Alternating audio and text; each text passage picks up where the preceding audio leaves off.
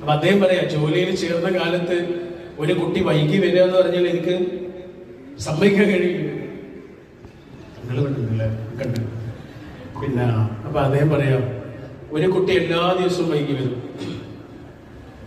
അപ്പൊ ഈ മാഷക്ക് സഹിക്കാൻ പറ്റില്ല. മിക്കവാറും അവരോട് ദേഷ്യപ്പെടും, അല്ലെങ്കിൽ കയർക്കും, പുറത്ത് നിർത്തും, അങ്ങനെയൊക്കെ ഉണ്ട്. ഒരു ദിവസം മാഷക്ക് കണ്ടോട് പോയി, മാഷവനെ അടിച്ചു. അടിച്ചു എന്ന് പറഞ്ഞാൽ കൃത്യമായി അടി കൊണ്ടത് മുഴുവനും അവന്റെ ഒരു വിരലിൽ.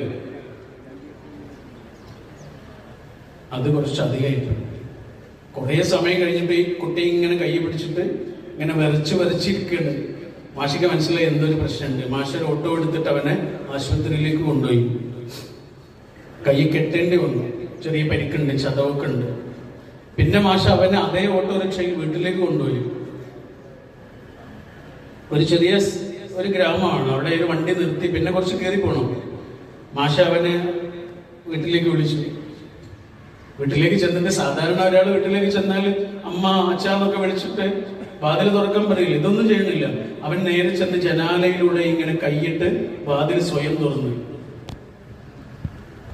എന്നിട്ട് മാഷ ഇങ്ങനെ അകത്തേക്ക് വിളിച്ചു.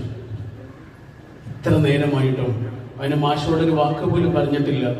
എന്തിനാ മാഷയെ അജാതി അടിയൊക്കെ എന്നെ അടിച്ചത് എന്ന് ചോദിച്ചിട്ടില്ല. അവന് പറയാനുള്ളതെല്ലാം പറയാനാണ് ഈ ക്ഷണപത്രം. ഒരു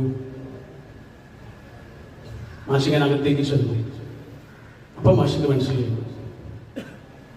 വയ്യാതെ കിടക്കുന്ന, ഒന്ന് എണീക്കാൻ പോലും കഴിയാത്ത ഒരമ്മയുള്ള വീട്ടിൽ നിന്ന് ആകെയുള്ള പശുവിനെ കറന്നെടുത്ത പാല് സൊസൈറ്റിയിൽ കൊണ്ടുപോയി വിറ്റ് തിരിച്ചു വീട്ടിലേക്ക് വന്ന് പുസ്തകവുമായി സ്കൂളിലേക്ക് ഓടി വരുന്ന കുട്ടി ചിലപ്പോൾ 5 മിനിറ്റ് വൈകുമെന്ന് മാഷിക്ക് മനസ്സിലായി.